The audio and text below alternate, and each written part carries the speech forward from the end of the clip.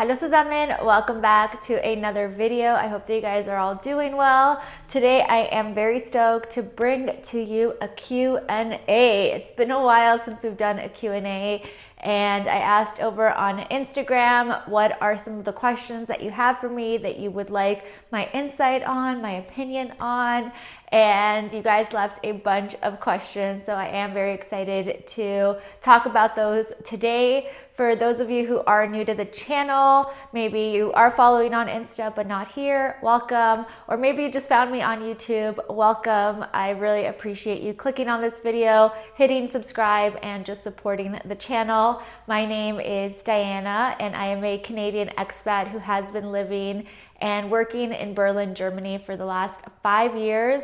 And on my channel, I talk all things moving abroad to Germany, how to find a job here, daily life here, my insights on the culture, and just my overall experiences. So thank you again for watching and for sticking around. It's a lot of fun to make these videos and just to share my journey with you guys. And I'm really happy that you do find it helpful and valuable in any way, shape, or form. Why am I so rambly today? I don't know. So let's go ahead and jump into one of the first questions that I got that I absolutely love, and no one's really asked me this before, and this is from an OG viewer, Jason. Jason, you know who you are if you're watching this, but he asked, what's something in Berlin you still love to visit often despite having seen it multiple times? And I thought that this was a really good question just because there are so many parts of Berlin that I still love going to in the last 5 years. And as soon as I did see this question, however, one particular place came to mind, and it's a place that I recently went to again now that the weather is getting nicer, and it is Mauer Park. I absolutely love Mauer Park, going there on Sundays. It is, like it sounds, a park, but what's really special about it is that, hold on for the authentic Berlin sounds. So Mauer Park is a park, like it sounds. Mauer in German means wall, so it's near the Berlin Wall on the east side. And what's really cool about it is that on Sundays they have a flea market and a food market, and when the weather is really nice, it's just the most chill, vibey place to be at. It's one of my favorite places to go on a Sunday. Typically Sundays are just very chill, relaxing days in Germany, and so if you want to go and relax, you go to the park, you go to Mauer Park, you look at all the cool vendors, all the little shops, you get some good food, you grab a beer, you grab a juice, whatever you want, and you just chill and people watch. There's people doing karaoke there, there's people sunbathing, there's people playing football, running around with their dogs. It's just like the coolest place ever, and I've never really seen a flea market with such a cool vibe. And I remember when I first visited Berlin, when I went there, I was like, whoa, oh my gosh, so many sirens today. I hope whoever needs them is okay, but hold on. I want to give a huge shout out to today's partner, which is Paysend. Thank you so much, Paysend, for working with me on this video. They are a money transfer solution. So if you need to send money back home, if you're living abroad and you're needing to send money to your family and friends back home, let's say for a special occasion or for an emergency, I know I've been there. Paysend has your back, and you will be able to easily and conveniently do it just from the comfort of your own home using your laptop, your smartphone, or your tablet. Paysend is trusted by over 5 million customers, and they're also certified by these companies right over here, which means that all of your transfers are done safely and securely, so you don't have to worry about any of that. And you are also able to send money to over 100 countries, which is absolutely amazing. You really just never know as an expat or a foreigner living abroad when you're going to need to send money back home. So I just love that Paysend just makes it super easy. I have used them in the past, of course. I will continue to use them whenever I do need to send money. And of course, you guys know that I always recommend products or services that I myself use and trust, which is why I wanted to give them a shout out to you guys. They also have been so kind to provide a code for you guys. So if you click on the link below and use the code DianaFree in all caps, you will get 3 fee-free transactions, which is a mouthful to say. But again, if you use the code, you'll get 3 fee-free transactions. I always want to giggle when I say that. But yeah, that will allow you to also get a better conversion rate. So make sure to use the code if you are going to be sending money back home or sending money anywhere across the world. Again, links will be linked down below and the code will be linked down below, and this will seriously save you the hassle of having to go to a bank, figure out what bank to go to, stand in line. It'll save you a ton of time, you guys. I know I have been in a pinch before when I've had to send money back home and I didn't know how to go about it. So hopefully you guys do take advantage of this amazing service. And again, all links will be down below for you guys. And thank you so much to PaySend for providing the code and for sponsoring this video and partnering up. And thanks to you guys for supporting the partners. I don't think I say this enough, but I really do appreciate it, because by you supporting them, it allows me to keep making videos for you guys as well. So thank you, and let's go ahead and jump back into the Q&A. The other question that I saw a lot is, what is the German CV format? And I think I got this question quite a lot because I recently posted a reel that one of the top mistakes that people make when applying to jobs in Germany is not using the correct CV format. So people wanted to know, of course, what is that CV format? So it is quite different to the North American, Canadian American CV formats, which I'm sure many of you are used to. And it is quite special because you do have to include a picture of yourself along with some more detailed information about yourself, like your date of birth, marital status, and your nationality. And I know in a lot of other countries this is of course frowned upon, but in Germany it's quite common to provide this.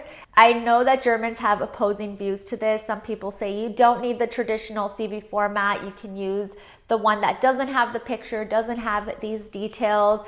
But I have found, just from doing the coaching calls, from applying to jobs myself here, helping friends apply to jobs here, there's a much higher success rate if you do use the traditional format. So a lot of you are probably not using it, so I wanted to give you that tip in case you are planning to get a job here and apply for jobs here. I do have more details in my ebook on what the formatting looks like, along with tips on how to land a job in Germany and interview tips. So if you are interested in that, I will leave my link down below to the ebook. It's the Thrive in Germany ebook. And then of course I offer coaching calls if you guys want to talk about your specific situation, but all links can always be found down below.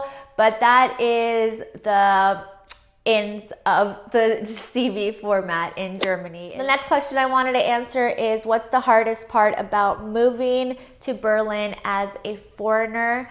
And I would say probably there's two things that come to mind. First, initially, is just the culture shock of dealing with how things are done here and not being familiar with certain processes and things that are okay to do in the German culture that maybe are not done back home, such as dealing with quiet Sundays, you know, not making too much noise on Sundays at home, things not being open, or, you know, being more prone to having small talk with people. That's not something that people do here. So it's just the little culture shocks that you initially get. And now the second thing I would say is making friends here, or just making meaningful connections with people. I've gone on and on and on about this in the past, and you guys are probably sick of hearing me talk about it, but honestly, it's one of the things that I found the most difficult, just because I am all about deep connections with people. If I'm gonna spend time with you, I wanna be able to have real convos. I'm not about surface level conversations. And I talked about it in the past, how it is really easy to meet a lot of people and have those surface level conversations. But if you want the more meaningful friendships, it is gonna take time for you. And because it does take time, I know a lot of expats and foreigners suffer with loneliness and just feeling out of place and feeling like they can't connect to people and missing their friends and family back home and getting homesick.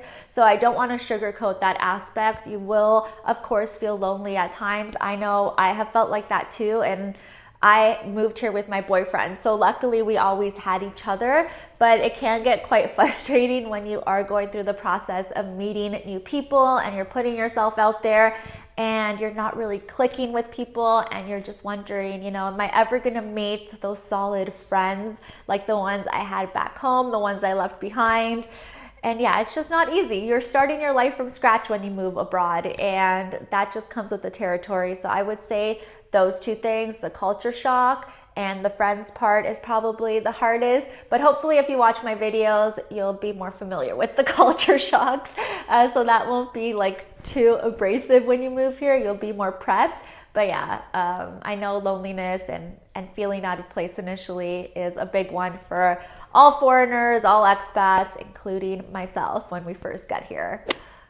Ooh, this one I've never been asked before either, and I think it's very important if you are planning to move here for work, and it is, what would be the preferred office attire for working women in Germany? So of course every culture has different standards of how to dress for work, and even every single office and company has a different culture when it comes to work environments. I'm gonna mainly focus on Berlin, but I will touch on some of the other major cities too. But I would say generally for people working in Berlin, the style is very casual, especially if you are going to be working at a startup environment or a smaller company, not so much, you know, the traditional companies like Deutsche Bank or Audi or, you know, any of the big German companies that you think of. Of course, that's more corporate and different things will be expected there. But if you're working for a startup here or just a very casual company, honestly, it is super chill. You don't have to dress up. You don't have to wear tights or skirts or high heels if you're a woman. If you're a guy, you don't have to wear suits and ties and button-up shirts. It's very, very casual. People literally go to work in their hoodies with their ripped up jeans, just super chill, which I like because it just makes, you know, getting dressed in the morning a lot easier. Now, I will say that in the last 2 to 3 years, like, people have really stepped up their style here. I don't know if it's because we're coming out of the pandemic and everyone wants to dress up more, or because more foreigners have moved here and they've elevated the style in a sense, but people are dressing up a lot more here. There's a lot more nice fits on the street, a lot more style, a lot less black too. Of course, black is still like the color of the city, but I would say people are stepping it up, including myself. I just feel like wearing a lot more color, even though I'm totally in a blank tank top right now. But yeah, even I'm like, okay, time to dress up. You know, we've been in lockdown for 2 years, so maybe that's it. But I would say generally it's super easygoing. So now the next question I wanted to answer is, what's the first step to take when you move to Berlin, apart from, of course, deciding to do it? I would say, I always say this, it's one of my biggest lessons. I talked about it in my last video or a few videos ago, some of the things I wish I knew, and I would say definitely try to find a flat for yourself, a long-term flat. That's one of the main things that you want to do. It's one of the biggest struggles of moving to a city like Berlin, where there's so many people moving, not enough flats available. It's extremely competitive. So once you find your job here, your second task is to find a flat here, and that's going to be like looking for a full-time job. Ooh, my camera just died, so hopefully the frame didn't get too crazy. But what I was saying is, yeah, I know it's going to be very tempting to want to sign on to shorter term leases when you get here, you know, the 1 month, 3 months, 6 months, because you're going to be quite desperate to find something, but really try to lock something down for a longer period of time. And if you are more interested in that insight, I will link the video down below where I talk about my top learnings since moving here 5 years ago, because renting here has been one of them. So I would say prioritize that.